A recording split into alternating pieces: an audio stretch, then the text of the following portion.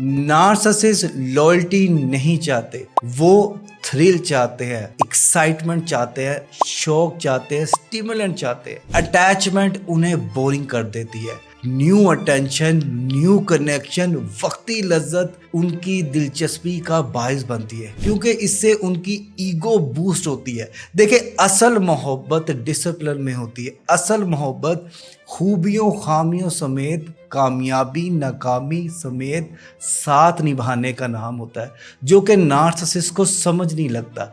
Narcissist का दिल thrill चाहता है, वक्ती नशा चाहता है।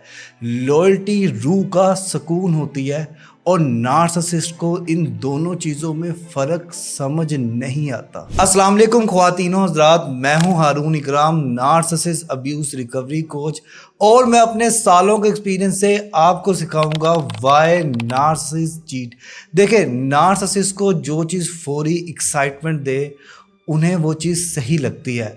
अब होता ये है कि नार्सिसिस्ट पेशेंट को तस्लीम नहीं करते, क्योंकि वो उनकी ईगो को लिमिट कर देती है, उनके नफ्स को रोक देती है और उनको वो रिश्ता बोर्डम फील होना शुरू होता है। देखिए, जहाँ पे बोर्डम आ जाए वो रिश्ता बर्डन में कन्वर्ट हो जाता है, और जिस रिश्ते में बर्डन आ जाए वो रिश्ता डिस्टेंस हो जाता है और इमोशनल ड्राइनेस का शिकार हो जाता है। अब यहाँ पे मैच्योर लोग बैठते हैं, बात करते हैं कि ये मसला आ रहा है, इस तरह से इसको हल किया जा सकता है, लेकिन हम यहाँ पे मैच्योर या इमेच्योर इंसान की बात नहीं कर रहे, हम बात कर रहे हैं नार्सिसिस्ट इंसान की। अगर आपके रिश्ते में बोर्डम, इमोशनल डिस्कनेक्ट और टेम्पटेशन का मसला आ रहा है, तो प्रोफाइल में दिए गए नंबर पर रब्ता करके 1-on-1 online counselling session book करें, क्योंकि आप थक ज़रूर गए हैं मगर